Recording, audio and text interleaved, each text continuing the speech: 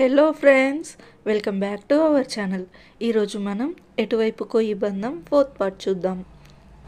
కీర్తి ఇంటికి వచ్చేసరికి కృష్ణ ఇంట్లో ఉండడం చూసి, డాడ్ మీరు ఈరోజు ఫాస్ట్గా వచ్చారా?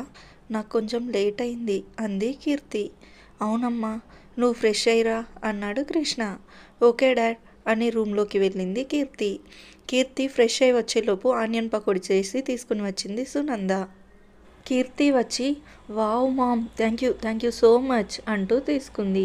ముగ్గురు మాట్లాడుకుంటూ కూర్చుని టీ తాగుతున్నారు. ఎలా ఉందిరా ఈరోజు ఆఫీస్లో అన్నాడు కృష్ణ. రోజు ఎలా ఉంటుందో అలాగే ఉంది డాడ్ అంది కీర్తి. ఏం జరిగిందమ్మా డల్గా ఉన్నావు అన్నాడు కృష్ణ. మా బాస్ ప్రతిదానికి అందరిని వదిలేసి నన్ను తిడతాడు. ఎందుకు అర్థం అవ్వదు. ఎంతమంది లేట్ వచ్చినా ఏమీ అవ్వదు. నేను లేటుగా వెళ్తే మాత్రం తిడతారు. అన్ని విషయాలలో నన్నే తిడతారు అంది కీర్తి. అంత కష్టపడుతూ అన్ని మాటలు పడుతూ అక్కడే జాబ్ చేయాల్సిన అవసరం ఏముందమ్మా, మానేయొచ్చు కదా అన్నాడు కృష్ణ. లేదు డాడ్, అక్కడ కష్టంగా ఉంది అని జాబ్ మానేసి వేరే దగ్గర చేస్తే అక్కడ కూడా ఇలాంటి సిచ్యుయేషన్ ఎదురవ్వదు అని గ్యారెంటీ ఏంటి? అసలు జాబ్ చేయాల్సిన అవసరం ఏంటి? ఖాళీగా ఉండొచ్చు కదా అని మీరు అనొచ్చు. నేను చదువుకున్న చదువుకి కొంచెమైనా న్యాయం చేయాలి కదా. అన్నిటికీ భయపడుతూ కూర్చుంటే కనీసం కాలు కూడా బయట పెట్టలేం మనం ఇంట్లో నుండి. మనం భయపడుతున్న కొద్దీ అందరూ భయపెట్టే వాళ్ళే ఉంటారు కదా డాడ్ అంది కీర్తి. కీర్తి అలా మాట్లాడుతూ ఉంటే కృష్ణకి చాలా హ్యాపీగా అనిపించింది.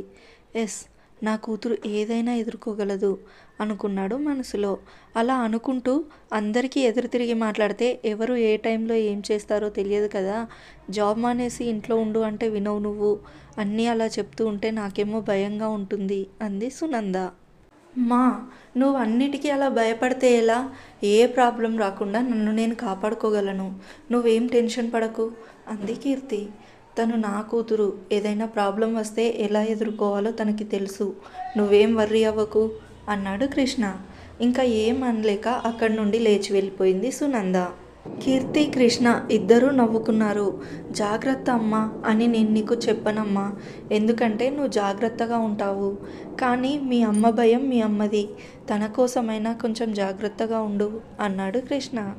సరేనన్నా అంది కీర్తి. శివ చాలా హ్యాపీగా ఇంటికి వెళ్ళాడు. చాలా సంతోషంగా ఉన్నారు. ఏంటి విషయం అంది ప్రియా. చాలా అంటే చాలా సంతోషంగా ఉన్నాను. సాత్విక్ పెళ్ళికి ఒప్పుకున్నాడు అన్నాడు శివ. అవునా, నిజమా? అన్నయ్య పెళ్ళికి ఒప్పుకున్నాడా అంది ప్రియా.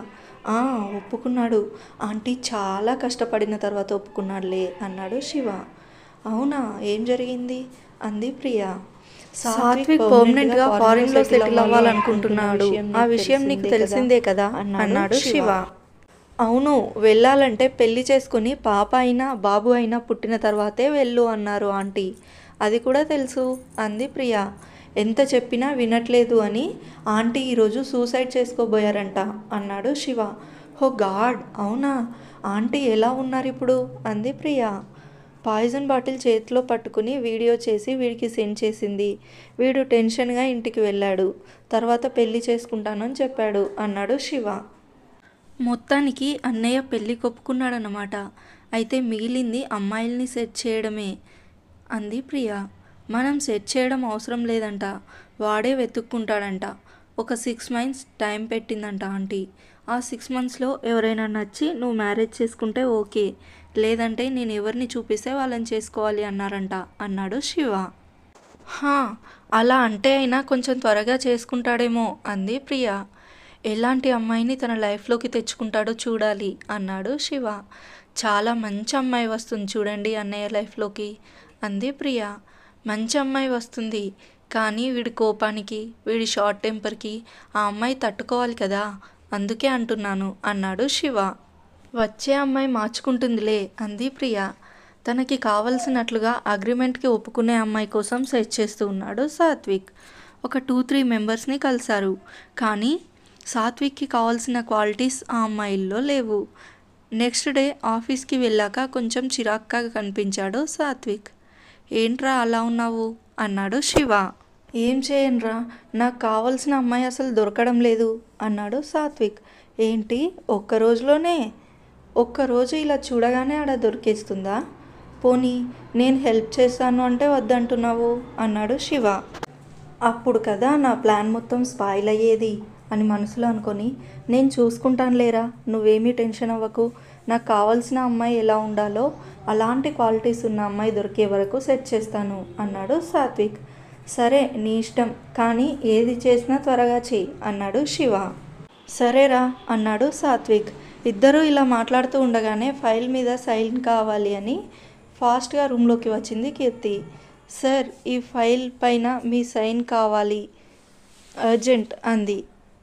మిస్ కీర్తి, లోపలికి వచ్చే ముందు డోర్ నాక్ చేయాలని తెలియదా? ఇది ఆఫీస్ అనుకుంటున్నారా, మీ ఇల్లు అనుకుంటున్నావా? బాస్ దగ్గరికి వచ్చేటప్పుడు అట్లీస్ట్ డోర్ నాక్ చేసి పర్మిషన్ తీసుకోవాలని తెలియదా అన్నాడు కోపంగా సాత్విక్.